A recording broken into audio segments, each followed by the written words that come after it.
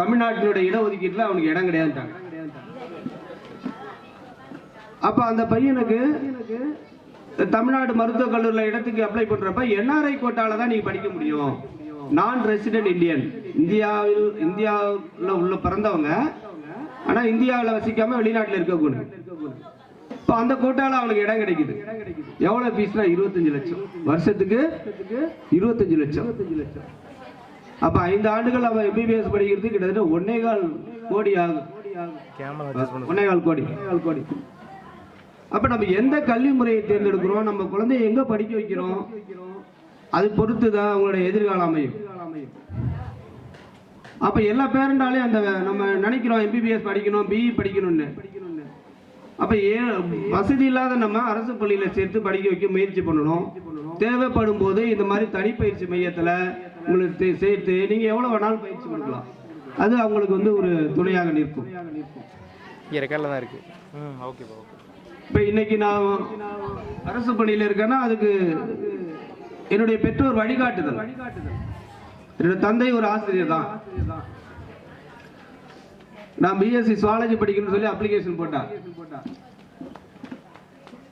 ஆனா அவர் என்னுடைய தந்தை வந்து சொன்னார், நீ கெமிஸ்ட்ரி போடு அப்படின்னு சொல்லி ஒரு அப்ளிகேஷன் கொண்டாந்து கொடுத்தாரு.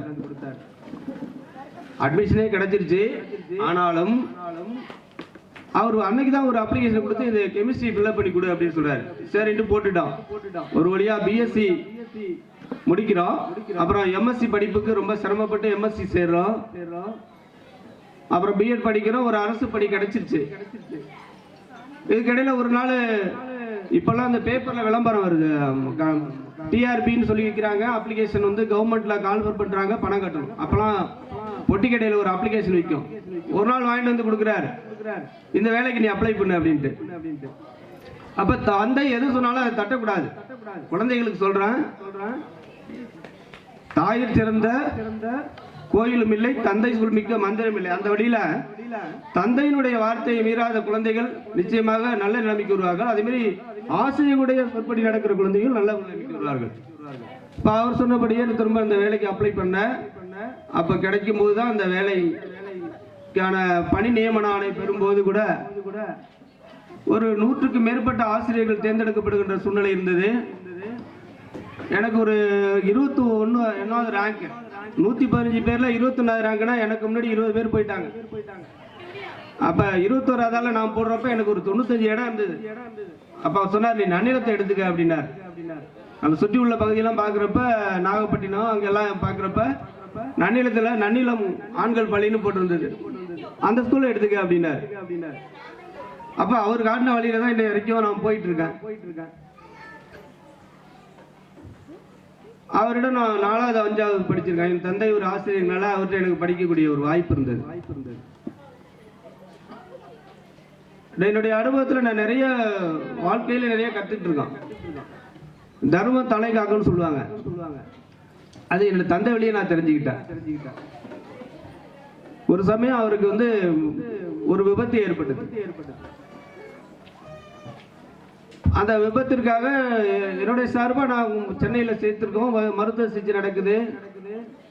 அந்த அரையாண்டு தேர்வு சமயங்களால நான் தேர்வு பண்ணி முடிச்சுட்டு ஈவினிங் நைட்டு போயிட்டு ஒரு 10,000 கட்டிட்டு வந்தேன். அன்னைய நிலைமைக்கு 2004 அந்த ஆப்ரேஷனுக்கு கிட்டத்தட்ட 50,000 செலவானது. தலையில காயம்.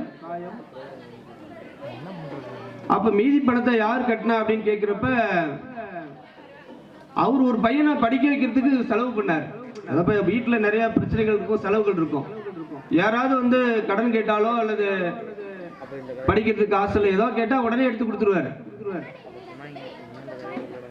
அப்ப அந்த பையன் வந்து படிச்சுட்டு இன்ஜினியரா இருக்கான். MRL Madras refinery limited CPCL சொல்றாங்களா, அந்த கம்பெனி சென்னையில இருக்கு. அதுல வேலை பார்க்கறான். அவனுக்கு ஒரு தகவல் கிடைச்ச உடனே அவன் வந்து மீதி பணம் எல்லாத்தையும் அவன் வந்து கட்டிட்டு போயிட்டான். அப்ப அவர் அன்னைக்கு செஞ்ச தர்மம் வந்து அவர் அன்னைக்கு காப்பாத்தி.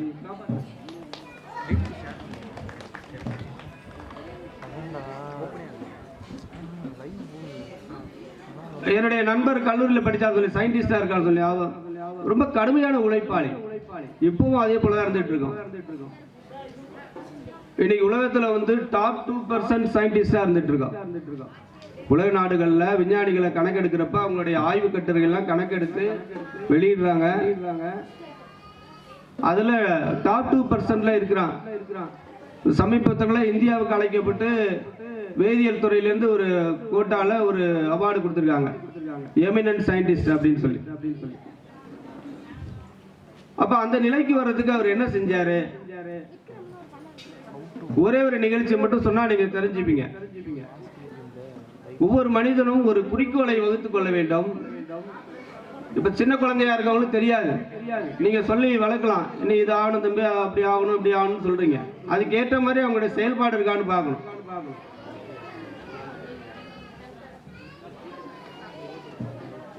ஒரு குறிக்கோளை வகுத்துக் கொள்ள வேண்டும், அதுக்கு ஏற்ற போல உழைப்பு இருக்க வேண்டும்.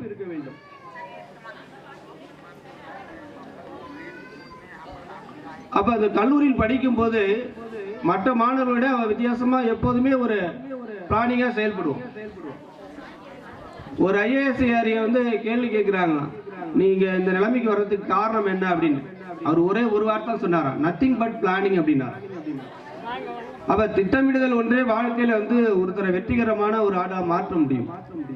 அதுக்கு விவேகானந்தர் சொன்ன மாதிரி விழிமின் எழுமின் உழைமின், முதலில் விழித்துக் கொள்ள வேண்டும், அப்புறம் எழுந்துக்கணும், அப்புறம் உழைக்க வேண்டும். நம்ம பல அறிஞர்களுடைய வாழ்க்கை வரலாறு எடுத்து படிக்கும்போது தெரியும், அப்துல் கலாம் அவர்கள் இந்த நாட்டினுடைய ஜனாதிபதியாக பதவி வகித்தார்னா அவர் பள்ளியில் படிக்கிறப்ப காலையில 4 மணிக்கு எந்திரிச்சு பேப்பர் போட போவாராம். மாலையில வந்து அண்ணன் வச்சிருக்க பொட்டி கடையில வந்து வியாபாரம் பார்த்துட்டு இருப்பார். அப்படி கடுமையாக உழைத்தவர் தான் பின்னாலே நாட்டினுடைய முதல் குடிமகனாக உயர்ந்தார். பள்ளி மாணவர்கள் கூட அவரிடம் ஒரு 3 முறை வந்து விருது பெற்றிருக்காங்க. நானும் அந்த வாய்ப்பை பயன்படுத்தி அவரை நேரா பார்த்திருக்கேன். அவரை கிட்ட போய் பேச முடியல, பார்த்திருக்கேன். ஒரு சமயம் இந்த வெளிநாட்டுக்கு அவர் பயணம் சென்றிருந்தப்ப, கொரியாவுக்கு போயிருந்தப்ப என்னுடைய ஃப்ரெண்டு சொல்றேன், சயின்டிஸ்ட், அவர் அங்க வெளிநாட்டுக்கு போயிட்டா இந்தியால இருந்து யாரெல்லாம் இங்க நல்ல சயின்டிஸ்ட்லாம் இருக்காங்க அவங்கள நான் பார்க்கணும் அப்படின்னாராம். உடனே யாரெல்லாம் இருக்கிறாங்கன்னு சொல்லி சர்வே பண்ணி எம்பசில பாக்குறப்ப அவருடைய 2-3 பேர் வந்திருக்கு. உடனே இவரோட பேரை கூப்பிட்டு அனுப்பியிருக்காங்க. அவர் பேர் டாக்டர் ரங்கராஜ். திடீர்னு எம்பசில இருந்து கூப்பிட்டு அனுப்புறாங்கன்னா பயந்துட்டு என்னன்னு தெரியல அப்படின்னு சொல்லி பயந்துட்டு இருந்தோம். அவரை கூப்பிட்டு அனுப்பி, என்ன நீங்க எங்கேருந்து வரீங்க? தமிழ்நாடு. அப்படியா, சரி உங்களோட பேசணும் அப்படின்னு சொல்லிட்டு அந்த சந்திப்பை எங்க நிகழ்த்துறாருன்னா ட்ரெயின் டிராவல்ல. அப்பனா என் கூட ட்ரெயின்ல வா அப்படின்னு சொல்லிட்டு ட்ரெயின்ல அழைச்சிட்டு போறாராம் அப்துல் கலாம். அப்ப அந்த 1 மணி நேரம் டிராவல், 1.5 மணி நேரம் டிராவல், ஒரு இடத்துல இருந்து இடத்துக்கு போறாங்க. அதுக்குள்ள ஒரு 3 விஞ்ஞானிகளை அவர் சந்திக்கிறார். அப்ப தன்னுடைய நேரத்தை வந்து எப்படியெல்லாம் திட்டமிட்டு அவங்க பயன்படுத்துறாங்க பாருங்க. டிராவல் நேரத்துல அந்த சந்திப்பை நிகழ்த்துறாங்க. அந்த டாக்டர் ரங்கராஜனுடைய உழைப்புக்கு ஒரே ஒரு உதாரணம், நாங்க 2 பேரும் வந்து சயின்ஸ் குரூப் படிச்சிருந்தாங்க. அப்ப மேல் படிப்புல வந்து பிஎஸ்சி படிக்கிறப்ப கணித பாடம் வச்சிருந்தாங்க. அந்த கணித பாடத்தை படிக்கிறதுக்கு ரொம்ப சிரமமா இருக்கும். அப்ப விடுமுறை நாட்களை என்ன வர சொல்லுவாரு, நம்ம வந்து 2 பேரும் சேர்ந்து படிக்கலாம் வா அப்படின்ட்டு. நான் ஒரு 12 கிலோமீட்டர் சைக்கிள்ல போவேன். காலையில 2 பேரும் போயிட்டு அந்த பொறையார் கல்லூரியில் நான் படித்தேன். பக்கத்துல ஒரு ரயில்வே ஸ்டேஷன் இருக்கும், தரங்கம்பாடி ரயில்வே ஸ்டேஷன். அங்கதான் உட்காந்து நாங்க படிப்போம். படிச்சு முடிச்சுட்டு மத்தியானம் சாப்பிடுவோம். சாப்பிட்டு முடிச்சுட்டு ஈவினிங் அவனுக்கு டியூஷன் இருக்கும். அந்த இடைப்பட்ட 2 to 4 எப்படி பயன்படுத்துறதுன்னு அவன் பிளான் பண்றான் பாருங்க. சரி வா சினிமாவுக்கு போவோம் அப்படின்னு சொன்னான். சரின்னு சினிமாவுக்கு போனேன் 2 மணிக்கு. 3:30 ஆன உடனே இன்ட்ரோல் விட்டுச்சு. ஃப்ரெண்டு, நான் டியூஷனுக்கு போறேன், நீ வந்து வரியா இல்ல பாக்குறேன், படம் பார்க்கணும்னா பாரு. நான் படத்தை கண்டினியூ பண்றேன்.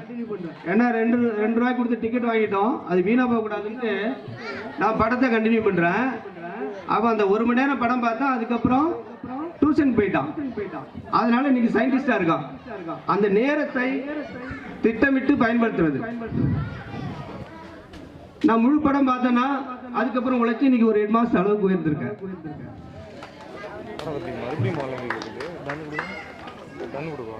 ஆக திட்டமிடுதல் என்பது ஒவ்வொரு நாளும் ஒவ்வொரு மனிதருக்கும் அவசியம்.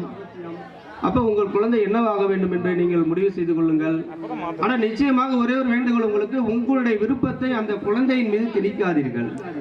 நீ டாக்டருக்கு தான் படிச்சாகணும், இன்ஜினியருக்கு தான் படிச்சாகணும், வக்கீலுக்கு தான் படிச்சாகணும், போலீஸ் ஆகணும், ராணுவத்துக்கு போகணுங்கிற விருப்பத்தை திணிக்காதீங்க. அவனுடைய செயல்பாடை பாருங்க, அவனுக்கு எதுல விருப்பம் இருக்கோ அதுல விட்டுருங்க. நம்மளுடைய விருப்பத்தை திணிக்க கூடாது. என்னுடைய மகள் இப்ப கவர்மெண்ட் ஸ்கூல்ல தான் படிக்க வச்சிருந்தேன். நான் 10th 11th 12th நீட் எழுதுனா ஓரளவுக்கு மார்க் வாங்கினா ஒரு 2-3 வாய்ப்பு இருந்தது.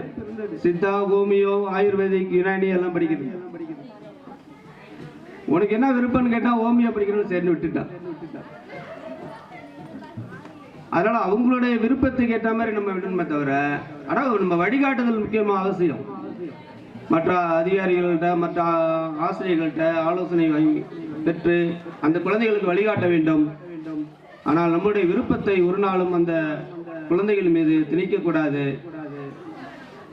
ஒவ்வொரு குழந்தைக்கும் நல்ல தூக்கம், நல்ல உணவு அவசியம்.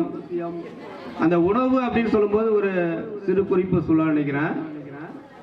இப்ப நம்ம எல்லாமே ஒரு லைஃப் ஸ்டைல் மாறிட்டு, வாழ்க்கை முறையே மாறிட்டு.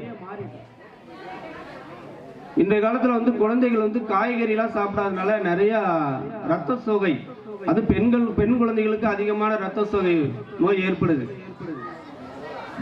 ஒரு சமயம் ஒரு பள்ளியில ஒரு டாக்டர் பேசினார். அப்ப சொன்னார், இப்பெல்லாம் நம்ம இரும்பு தோசைகள்ல தோசை போட்டு சாப்பிடுறோமா? எத்தனை பேர் வீட்டுல இருக்கு இரும்பு தோசைகள்? ஆனா இப்ப நான்ஸ்டிக் குக்வேர்னு சொல்லி ஏதோ கொடுக்குறாங்க, அதை வாங்கி பயன்படுத்துறோம். அதனால எந்த பிரயோஜனமும் இல்ல.